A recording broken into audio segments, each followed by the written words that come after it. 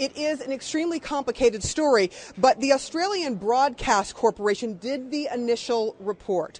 The initial report looked into the mysterious life and death of an Australian/Israeli citizen, someone with dual citizenship, who died in a high-security Israeli prison in 2010.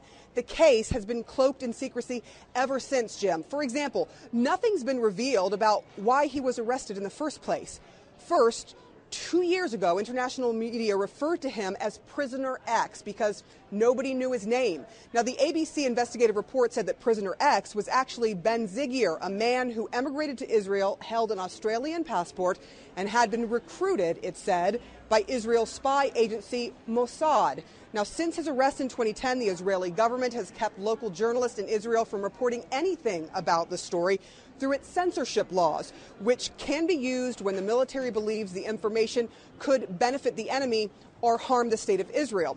But a couple of days after the ABC report aired, Israeli courts revealed for the very first time that there was a prisoner with a foreign passport who died in a high-security prison in 2010, though the court never revealed the prisoner's name.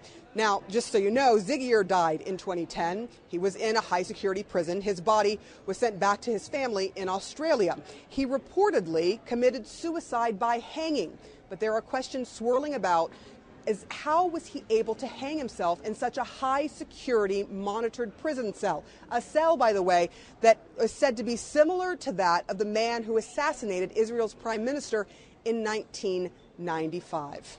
Any response now from Israeli lawmakers? It would seem that this case is coming out into the open. And what are human rights activists saying? Look, human rights groups are talking about this, and 2 Israeli members of the Knesset have criticized the government, questioning the use of censorship and its place in Israel, which says it's a democracy. Let's also talk about the fact that Australia's foreign ministry is now looking into this, but they did say that they were informed that one of its citizens had been arrested back in 2010 in relation, and this is what they said to Australian lawmakers, in relation to serious offenses under Israel's national security legislation. So a bit more information, but coming from the Australian government, not from the Israeli government. The Israeli government has still not said a word about any detail of the report or the case, Jim.